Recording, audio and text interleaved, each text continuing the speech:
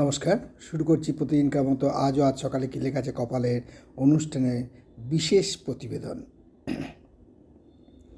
আগামীকাল বৃহস্পতিবার বাসন্তী পূজার মহানবরাত্রির অষ্টমী তিথি ও অন্নপূর্ণা পূজা।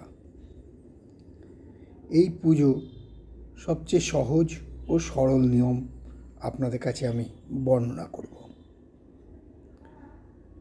তার আগে বলি, এই নবরাত্রি যারা পালন করছেন তারা মহা কাজ করছেন এবং জানবেন শীঘ্রই আপনাদের সব রকম দারিদ্রতা, অর্থকষ্ট এবং অনেক সমস্যার সমাধান হবে। এবারে বলি খুব সহজে মা অন্নপূর্ণার পুজো কীভাবে করবেন।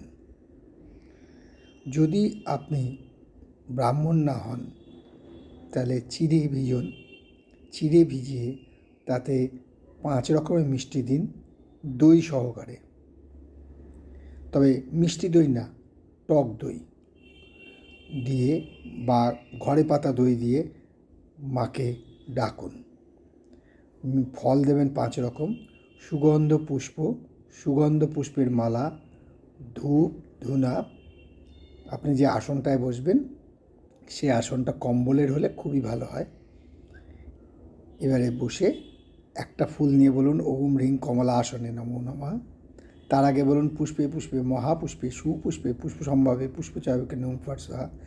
আর যদি সর্বাগ্রে পারেন বলবেন নমো বিষ্ণু নমো বিষ্ণু নমো বিষ্ণু তদ্বিষ্ণু পরমং পদ সদা পশ্যন্তি সূরায়ু দিবিব চক্ষুরাততম ওম বিষ্ণু নারায়ণী।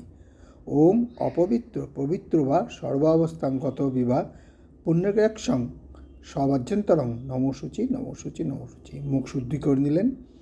তারপর দুর্গা স্তোত্রম পাঠ করবেন।